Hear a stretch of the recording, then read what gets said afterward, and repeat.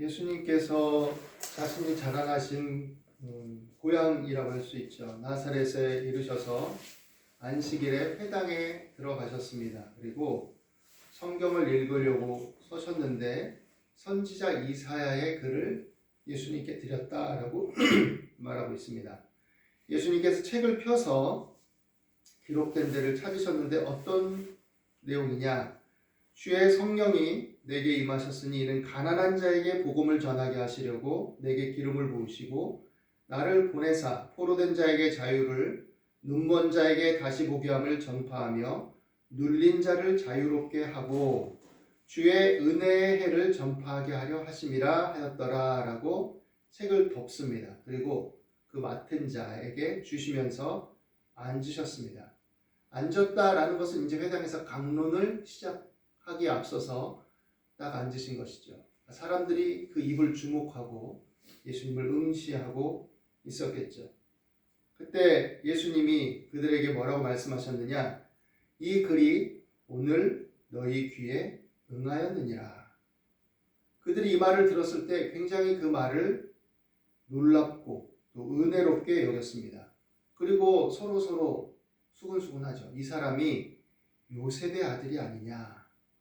그러니까 요셉의 아들이 아니냐라는 것은 한 동네 사람의 아들이 아니냐 이 얘기죠. 이웃 사람의 아들.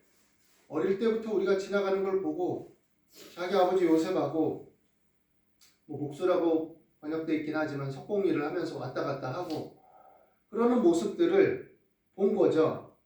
그러니까 예수님께서 그들에게 이르시되 너희가 반드시 의사야 너 자신을 고치라는 속담을 인용하여 내게 말하기를 우리가 들은 바 가버나움에서 행한 일을 내 고향 여기서도 행하라 하리라 라고 또 말씀하십니다. 그런 상황 속에서 그러니까 예수님이 성령의 능력으로 갈릴리에서 여러 일들을 행하시고 또 여러 회당에서 가르치시고 일들을 행하시고 칭송을 받은 소문들이 퍼져 있는 거죠. 어느 정도.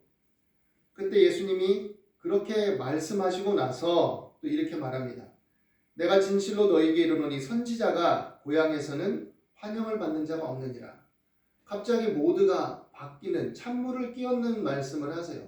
같은 값이면 예수님 그냥 하나님께서 나를 눌린 자를 자유케 하기 위해서 가난한 자에게 복음을 전하고 억눌리고 눌리고 상하고 지치고 이런 자에게 은혜의 해를 전하기 위해서 나를 보냈다라고 하신 다음에 가버나움에서 행한 일들을 여기서도 행한다든지 아니면 좋은 말씀을 주시면 이들이 환영하고 기뻐하고 즐거워하지 않겠습니까?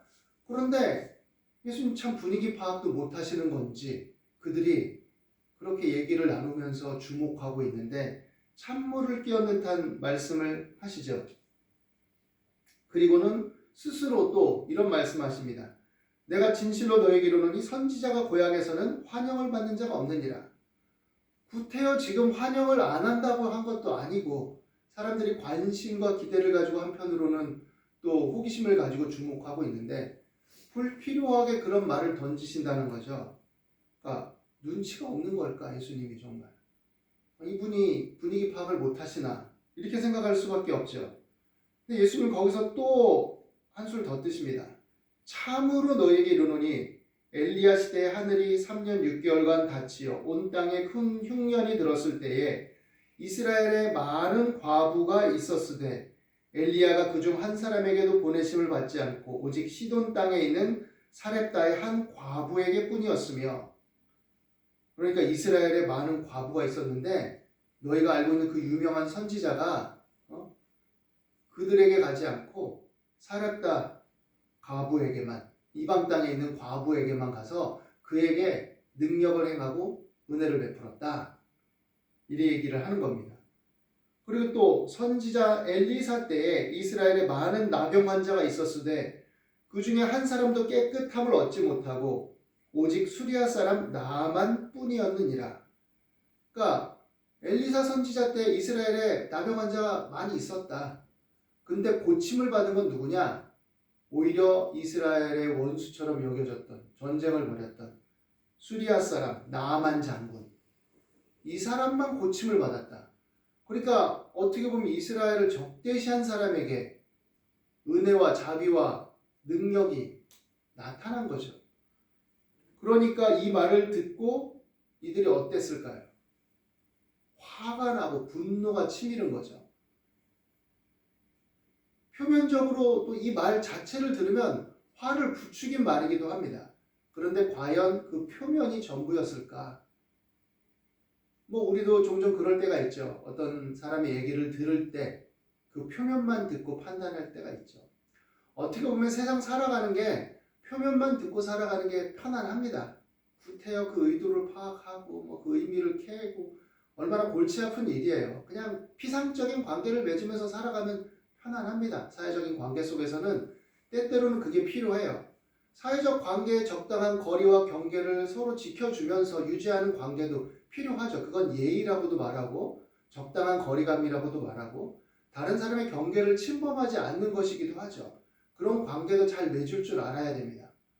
불필요하게 사회적 관계를 맺는데 구태여 나의 깊은 내밀한 정서나 나의 어떤 아주 근본적인 원초적인 어떤 일종의 그 정서가 되기 이전에 일종의 어떤 정동이라고도 할 수 있는 그런 것까지도 구태여 연결시켜서 너무 애착을 추구한다든지 너무 깊고 내밀한 관계에서나 추구할 수 있는 것들을 요구한다든지 그게 안 되면 막 속상해하고 상처를 받는다든지 하면 그거는 내가 너무 어떻게 보면은 과한 의도와 욕구를 가지고 있는 거죠.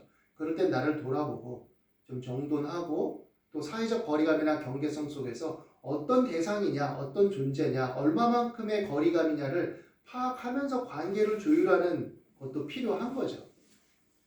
정말 그런 관계를 추구할 관계는 가족이기도 하고 나중에 결혼해서 부부이기도 하고 부모 자식이기도 하고 그런 정서를 구태여 추구하지 않아도 사실은 자라오고 살아오는 과정 속에 그게 맞닿아 있는 부분이 있죠. 그런 내밀한 관계들은. 그래서 그냥 우리가 의식하든 못하든 그런 기류가 흐르고 있습니다. 그런 관계 속에서는. 그런데 사회적 관계까지 그거를 너무 확대하는 것은 무리인 거죠. 무리인 겁니다. 그래서 어떻게 보면 적당한 거리감을 주는 관계성들은 필요한 거예요. 그건 예의입니다. 서로 간에 경계를 침범하지 않고 지나치게 요구하지 않고 지나치게 어떤 과도한 부담을 씌우지 않는 것. 그렇지만 또 한편으로는 조금은 또 친밀하고 건강하게 또 그 안에서 또 관계가 발전하기 위해서는 조금은 더 정서적으로 마음이 열리고 그 단계에 따라서 내 마음을 더 표현하고 나를 좀 내어줄 수 있는 그런 관계의 추구들이 필요하기도 한 거죠. 그거는 우리가 살아가면서 배우는 겁니다. 조율이 되는 거예요. 그래서 때로는 조금 실패하기도 하고 그래서 또 배우기도 하고 때로는 상처를 받기도 하고 그래서 이럴 땐 좀 내가 그랬구나. 내가 좀 미숙했구나. 내가 성숙하지 못했구나. 내가 너무 그때는 어리고 순수했고 순진했구나. 이렇게 생각할 수도 있는 거죠. 그렇지만 사람은 그러면서 발전하고 성숙해 나가는 것이죠. 그렇지만 어쨌든 오늘 이 사람들에게 예수님이 하신 말씀은 피상적으로만 표면적으로만 볼 어떤 그냥 인간사 일반사의 어떤 인간관계에서만 대할 관계를 통해서 볼 부분들은 아니죠. 왜냐하면 예수님의 이 말씀은 그들의 신앙적 연속성에 달려 있었고 그들이 고대하던 메시아에 대한 열망과 관련이 있었고 또 그들의 역사의 어떤 기본적인 흐름의 추이 속에서 그것을 집약해서 그와 관련해서 하시는 말씀인 거죠. 그래서 그들이 정말 이사야의 말씀을 이사야서 말씀이라도 전체를 잘 듣고 이해하고 있었다면 그들이 늘 강론을 듣고 얘기했듯이 평생에 걸쳐서 그를 잘 이해하고 있었다면 이스라엘의 적어도 선생들이나 지도자들이나 또 신앙적인 열심으로서 이렇게 모인 사람들이라면 이사야서의 의미들을 생각하고 있었을 겁니다. 그들이 죄로 인해서 심판이 선고되는 것, 열방이 심판을 받고 이스라엘이 유다가 심판을 받고 그러나 그럼에도 불구하고 긍휼과 자비가 베풀어져서 회복되는 것 그것들에 대해서 생각하고 있었다면 또 그들이 엘리야 시대와 엘리사 시대의 글들을 읽었다면 그들은 예수님이 하신 말씀이 전혀 틀린 말씀은 아니다 라고 생각해야 됩니다. 왜냐하면 이것은 역사적 사실을 근거로 하는 말씀이었으니까.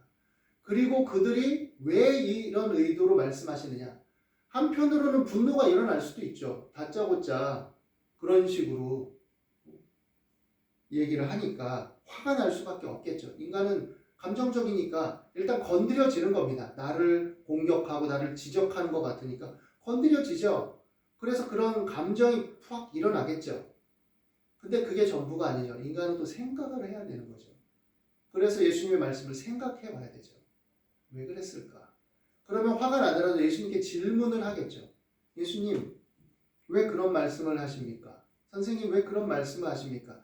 그것이 역사적인 사실인 건 분명합니다. 그렇지만 우리는 선생님의 말씀을 듣고자 모였고 선생님이 하나님의 일을 하신 것들을 우리는 알고 있고 소문을 들었고 그것을 기대하고 있습니다. 그런데 그 말의 의미가 무엇입니까?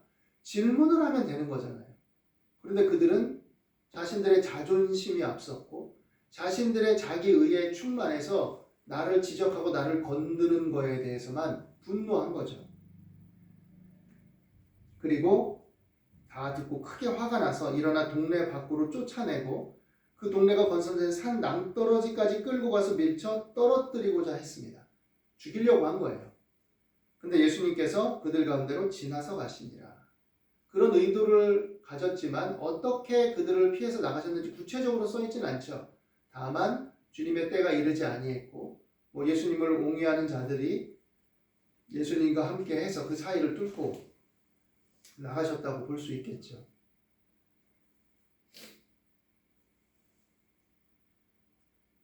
예수님께서 오신 것은 가난, 포로됨, 억눌림 이런 고통스러운 현실에서 해방을 주기 위해서 오셨다라고 하였습니다. 그리고 과연 그 일을 위해서 오셨고 그 일을 위해서 하신 일은 있는 사실 그대로를 지금의 현실을 그대로 밝히시고 드러낸 것이죠. 그대로 밝히시고 드러내셨을 때 그들에게 요구되는 것은 그렇습니다. 맞습니다. 이것이 우리의 현실입니다. 이것이 나의 현실입니다. 나의 상태입니다. 라고 고백하고 받아들이는 게 필요했던 것입니다. 오늘날에도 한국 교회가 많은 성장을 했고 또 많은 사람들이 교인으로서 살아가고 있다는 현실이지만 천주교고 개신교고 다 상관없이 성공했고 막론하고 많은 기독교 인구가 늘었다고는 하지만 사실 어떻게 보면 쓴소리를 듣기 싫어하는 집단이 되어버린 부분도 있습니다. 그냥 교회에서는 삶이 지치고 고단하고 힘겨우니까 위로하고 격려하고 물론 그게 필요하죠. 지적질만 해서는 되지 않죠. 위로와 격려가 우선이죠. 우리는 다 약한 존재고 사실은 그걸 기반으로 해서 서로 힘을 북돋아주고 이래야 되겠죠. 그렇지만 있는 그대로의 사실을 얘기하는 예수님의 이유와 의도는 뭐냐? 단순히 그들을 지적하기 위한 것이 아니라 그들의 현실을 자각시키고 그리고 나서 하나님의 은혜를 붙들라라고 요구하기 위해서였거든요. 근데 어리석게도 빛이 비춤에 자신의 실체가 드러나니까 그 빛에 거해야 되는데 그 빛을 싫어하고 외면해 버린 거죠. 의사가 와서 수술이 필요해 했으면 고맙게 여기고 수술을 받아야 되는데 나를 칼로 쨘다고? 나는 아무렇지도 않아. 나는 증상도 없는 것 같아. 나는 건강해. 이러면서 나는 거부하고 도망쳐버리고 의사를 오히려 때리고 죽이는 거와 마찬가지인 거죠. 예수님이 그 말씀을 하셨을 때 그들에게 요구되는 것은 현실에 대한 인식이고 자기에 대한 성찰이었고 또 그들의 역사의 집단적 의식 속에서 분명한 사실에 대한 또 자각이었을 것입니다. 그러지 못했죠. 그리고 예수님을 배척하고 거부했습니다. 예수님의 하신 말씀을 인해서가 아니라 그들의 행위 자체가 그것을 그렇구나라고 귀결시켜 준 거예요. 그렇구나라고 보여준 겁니다. 그리고 예수님은 이제 계속 배척과 거부를 겪는 삶을 사시죠. 많은 사람들이 환호하고 따르기도 하지만 그러나 언제나 배척받고 거부당하고 예수님의 잘못과 문제를 잡아내서 어떻게 하든 책을 잡으려 하고 트집을 잡으려 하는 사람들이 따라다니죠. 늘 예의주시하고 예수님을 비판하고 반대하고 교활한 말로써 예수님을 함정에 빠뜨리려 하고 그런 일들이 늘 존재합니다. 그런데 예수님이 이것을 이긴 힘은 무엇이냐? 성령의 능력으로 이것을 이기셨다라고 우리에게 얘기하고 있죠. 그것은 뭐냐면 하나님이 주시는 힘을 통해서 그것을 극복해 나가고 살아갔다라는 것입니다. 그러니까 그리스도인들이 오늘날 우리도 생각해야 될 것은 이 땅을 살아갈 때 예수님이 우리에게 오셔서 우리가 예수를 믿음으로 구원의 은혜를 주시고 그 은혜 안에서 영원한 소망을 획득하고 하나님의 자녀로서의 정체성을 가지고 살아가지만 포로됨과 억눌림과 억울함과 힘겨움과 눌림에서 자유롭게 되는 길은 하나님의 은혜를 힘입어서 내가 그 은혜를 붙들고 믿음으로 살아가는 것이다라는 것을 예수님이 보여주신 거예요. 물론 이 당시 예수님이 오셨을 때 그들이 예수님을 환영하고 맞아들였다면 역사의 어떤 전체적인 흐름이 바뀔 수도 있겠죠. 그렇지만 예수님을 배척한 결과였고 그것은 사실 이스라엘만 배척했다는 것이 아니라 일종의 대표성과 상징성을 나타낸 거죠. 인간의 죄성이, 인간의 어떤 시기와 질투와 욕망이, 인간의 연약함이 하나님의 아들을 거부하고 그 은혜를 받아들이기를 배척하고 거절했다라는 것을 상징적으로 보여주는 거죠. 구약의 역사나 신약의 역사를 우리가 읽을 때 늘 느끼는 건 아니 이 지경이야? 왜 이렇게까지 했어? 라고 하지만 사실 우리 자신들을 돌아보면 그게 바로 우리 안에 있는 모습들이고 그런 단편들이 우리 안에 있죠. 뭔가 살만하고 편안할 때는 안 그런 것 같지만 사람이 위기에 몰리고 어려움에 봉착하고 힘겨움이 생길 때 우리 안에서 일어나는 다양한 어떤 죄성과 욕망과 교활함과 이중성과 이런 것들이 나도 모르게 일어나죠. 실행에 옮기지는 않는다 할지라도 내 안에 그것들이 도사리고 있다는 것들을 우리는 알게 됩니다. 그러므로 예수 그리스도 안에서 우리가 살아갈 때 이제 예수님이 그 은혜를 통해서 우리에게 열어놓으신 그 길을 살아가는데 우리의 걸음에도 이 세상에서는 장애물이 있고 위기가 있고 어려움이 있고 배척이 있고 거부가 있고 거절이 있다는 것을 생각해야 됩니다.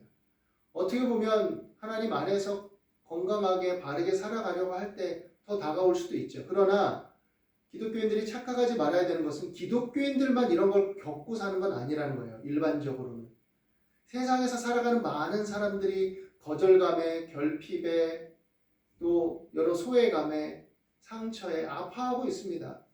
아닌 척하고 살아가고 그것을 그래도 나름대로 승화시키려고 다른 거로 승화시키고 또 나름 그냥 그거를 궁색하게 면해보려고 패거리를 지어서 자기들끼리 만족과 안정감을 추구해 나가기도 하고 아니면 혼자 정신승리하면서 고립돼서 살아가기도 하고 사실은 같이 어우러지고 싶지만 그게 안 되니까 외롭게 힘겹게 마음 아프게 살아가는 친구들도 있고 다양하게 그렇게 자기 나름의 방식으로 살아가죠.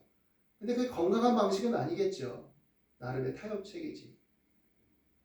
선을 긋고 혼자 고립되고 또 불필요한 관계를 짓고 아닌 척하고 뭐 이러고도 살아가죠. 우리가 뭐 부정적인 것만 얘기할 수는 없지만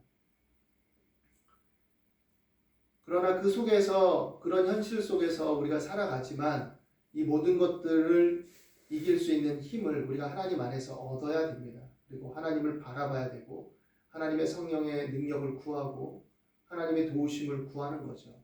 그리고 그것을 통해서 살아가고 그 힘을 가지고 사회적 관계성을 건강하게 맺어나가고 또 좀 더 친밀하고 좋은 관계들을 아끼고 또 그런 관계들이 나한테 다가오고 그런 친구나 주변 사람들이 있다는 것에 대해서 감사할 줄 알고 또 사회적 관계 속에서도 그런 경계와 한계들을 딱 지키면서 나랑 좋은 관계성들을 유지하는 사람들에 대해서 감사와 고마움을 가지고 건강한 관계를 만들어 나가야 되는 것이죠.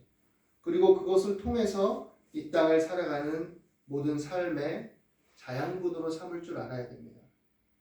그리고 내가 그렇게 해서 내게 주어진 인생의 시간들을 잘 만들어 나가고 내가 행복하게 살아가고 건강하게 살아가고 성취하며 살아갈 때 하나님은 네가 참 잘 살고 있구나 라고 하시는 거죠.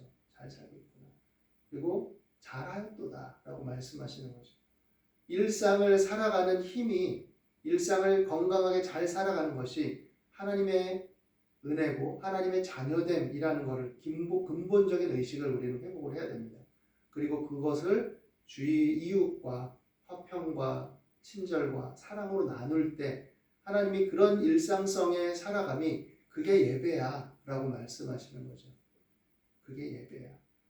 너무 힘주고 막 뭐 굉장히 종교적인 색채를 띠고 이래야 하나님을 예배하는 것이 아니라 그렇게 건강하게 살아가는 것이 하나님이 원하시는 예배다라는 것입니다. 그리고 그 안에 예수님의 사랑을 전하는 것이고 그 은혜로 다른 사람들을 초청하는 것이죠.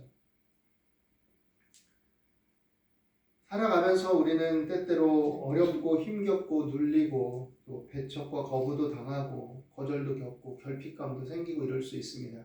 근데 나만 그런 게 아니에요. 알고 보면. 저도 어떻게 보면 이 일을 하면서 좀 윗자리에 있는 사람들도 접해보고 다양한 직업군의 사람들도 만나보고 하지만 겉으로는 굉장히 잘 살고 힘있고 좋은 것 같은데 내면에 또 그 가정 내부에 어려움과 아픔이 전혀 없는 사람이 없어요. 크고 작은 일들이 있습니다. 부모 문제라든지 자녀가 몸이 어떻다든지 또 개인의 어떤 내밀한 문제가 있다든지 다양하게 사람들은 그것들을 잘 감당하면서 살아내는 거죠. 오늘 이 말씀 안에서 하나님의 은혜를 붙들고 성령의 능력을 힘입고 하나님의 도우심을 구하고 건강하게 겸손하게 긍정적으로 또 잘 살아내길 바랍니다. 주위 사람과의 관계에 있어서 내가 어떻게 보면 사회적인 거리감이나 경계나 예의를 내 안에 있는 정서적인 차원들부터도 잘 살펴서 적절하게 잘 유지해 나가고 또 그 안에서 또 내 자신을 잘 보호할 줄도 알고 그 좋은 관계를 감사하게 기쁘게 여기면서 잘 발전시키고 추구하고 만들어갈 줄도 알고 또 그걸 통해서 내 삶을 더욱더 유익하게 힘있게 성장시켜 나가면서 또 좋은 결실을 거두게 되기를 바랍니다. 시대는 변하고 상황이 변하고 작금의 어떤 정치적인 상황들, 세계의 어떤 흐름들은 어떻게 보면 또 다른 위기와 어려움, 또 시대적인 급변의 시기를 알리고 있는 부분도 있다고 생각이 듭니다. 이럴 때 우리가 삶을 지탱하기 위해서 굉장히 효율적으로 현실적으로 생각해야 되는 시대이기도 한 것 같아요. 여러분들 각자가 하나님을 바라보면서 주어진 삶의 자원들을 잘 개발하고 자신의 생계를, 삶을 위해서 잘 추구해 나갈 수 있도록 지혜를 구하고 주어진 것들을 건강하게 활용하고 잘라낼 건 잘라내고 또 유지할 건 유지하고 균형을 잘 잡아 나가고 자신의 욕망과 한계와 또 삶을 잘 이해하고 판단해서 다스릴 수 있게 되기를 예수님의 이름으로 축원합니다. 기도하겠습니다.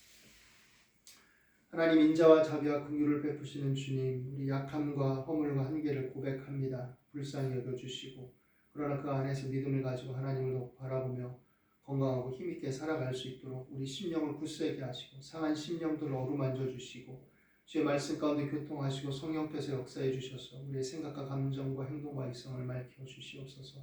오늘도 주의 말씀 가운데 함께 하심을 믿습니다. 감사하며 예수님 이름으로 기도드립니다. 아멘.